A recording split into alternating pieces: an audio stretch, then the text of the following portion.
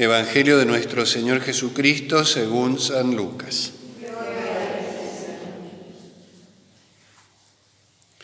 Jesús estaba hablando y una mujer levantó la voz en medio de la multitud y le dijo: «Feliz el vientre que te llevó y los pechos que te amamantaron». Jesús le respondió: «Felices más bien los que escuchan la palabra de Dios y la practican». Palabra del Señor.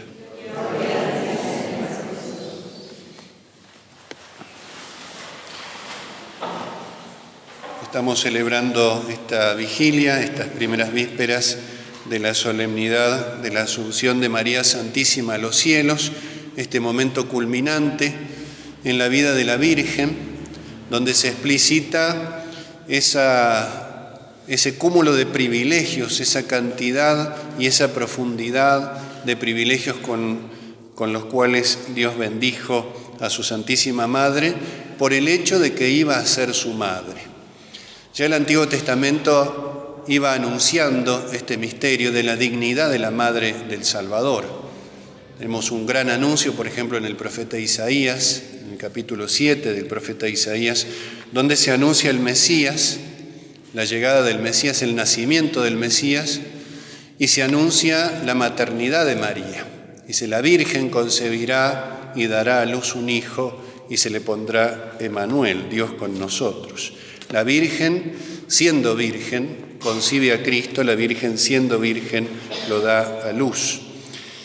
Y ese anuncio, que está referido fundamentalmente al Mesías, conlleva el anuncio de su propia madre. Y entonces ahí está como el centro, al menos desde la perspectiva de los profetas, el centro de la dignidad, o sea, la causa o el fundamento de todos los privilegios que el Señor le va a conceder o le concedió a María Santísima. Entre ellos este punto culminante, esta glorificación de María ascendiendo en cuerpo y alma a los cielos.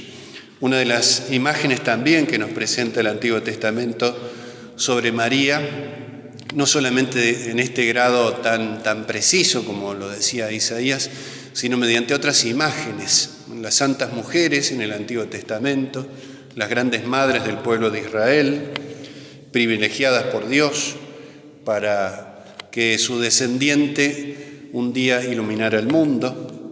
Ya desde la promesa que le hace a Eva, un descendiente suyo aplastaría la cabeza de la serpiente.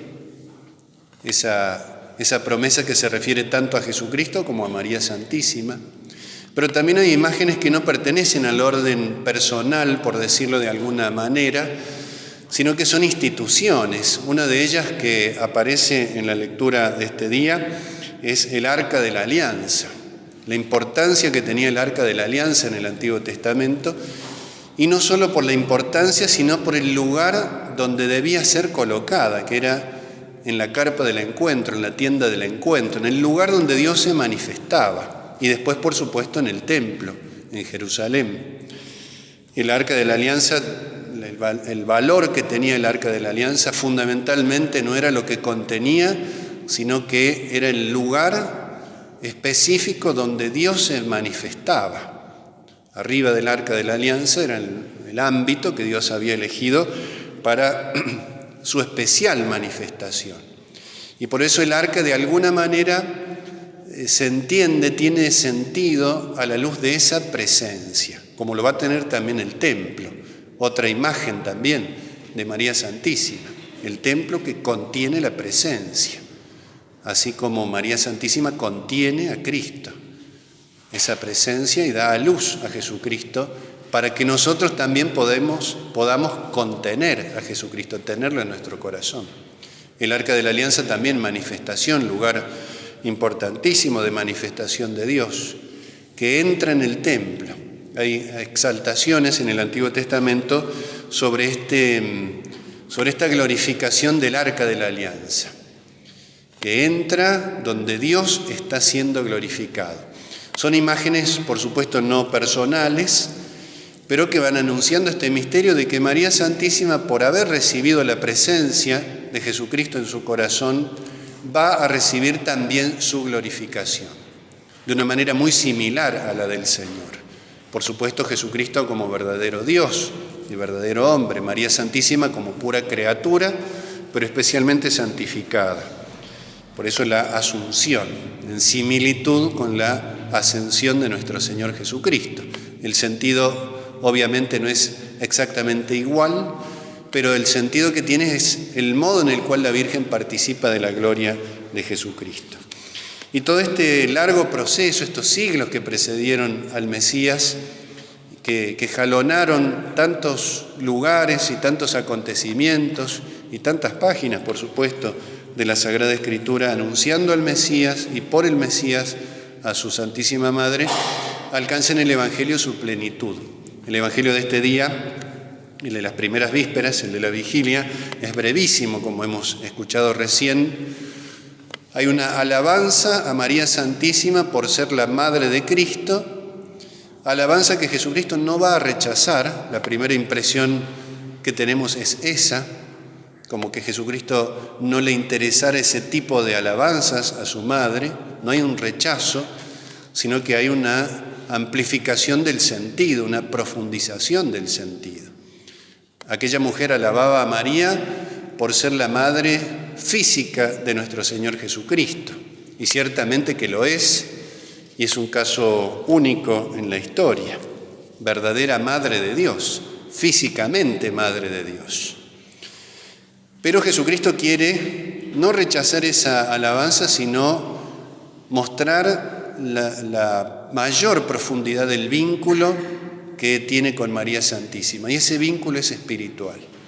Comparemos, por ejemplo, esta bienaventuranza de aquella mujer que dice: feliz el vientre que te llevó y los pechos que te amamantaron, una referencia a la dimensión, al vínculo físico, feliz, dice, bienaventuranza, comparado con la que le dice Isabel a María Santísima. Isabel, llena del Espíritu Santo, nos dice la palabra de Dios. Le dice: feliz de ti por haber creído lo que te fue anunciado de parte del Señor. En la bienaventuranza de Isabel es más profunda todavía. No dice solo por ser la madre, en el sentido físico, sino por haber creído. Jesús lo dice acá en la respuesta que le da a aquella mujer y a todos nosotros. Felices más bien, o sea, más felices todavía, mayor felicidad, mayor bienaventuranza, mayor vínculo hay entre aquellos que reciben la palabra de Dios y la practican. Y en esto María Santísima es el ejemplo más perfecto. Lo que hace Jesucristo acá es integrarnos a nosotros, integrar a la Iglesia, integrar a los hijos de Dios a esta bienaventuranza, pero poniendo a la Virgen como el ejemplo más perfecto. En otras palabras, lo que está diciendo es esto: María Santísima, la Madre de Cristo, es bienaventurada en primer término porque escuchó la palabra de Dios y la puso en práctica. Lo leemos también en el relato de la Anunciación, cuando el ángel se anuncia a María Santísima que va a ser la Madre del Salvador. La Virgen María recibe esa palabra en su corazón y le dice: hágase en mí según tu palabra. Hágase en mí, que se haga realidad lo que acabo de escuchar. Es una manera muy breve, muy sucinta y muy profunda al mismo tiempo que nos da la pauta de vida cristiana. En María tiene un sentido único e irrepetible, pero imitable de otra manera en nosotros. Que también se haga en nosotros de acuerdo a la palabra de Dios. Que la palabra de Dios no quede en simple enunciado, en algo que escuchamos, en algo que leemos, en algo que comprendemos, que entendemos, sino en algo que vivimos fundamentalmente. Y entonces sí, nuestra semejanza con María será lo que debe ser, esta similitud entre los hijos y los padres. Somos parecidos, o debemos ser parecidos a María Santísima en razón de la fe, que es el vínculo más importante de todos. Que le pidamos entonces a nuestra Madre del Cielo en este inicio de su solemnidad que nos ayude también a fortalecer este vínculo de fe, este vínculo espiritual, este vínculo de amor con nuestra Madre del Cielo, porque este vínculo de amor es configurador, nos va volviendo parecidos a ella. En la medida que más amamos a María, más parecidos espiritualmente somos a ella. En la medida en que más amamos a Dios, más parecidos somos a Dios. Esta lógica de una familiaridad espiritual, que es definitivamente la más importante de todas. Pidámosle entonces a María que interceda para nosotros esa gracia, que siempre recibamos la palabra de Dios en nuestro corazón, que siempre estemos dispuestos a vivir tal como Dios lo quiere, para que un día también nosotros podamos participar de esa glorificación en la patria del cielo. Que así sea.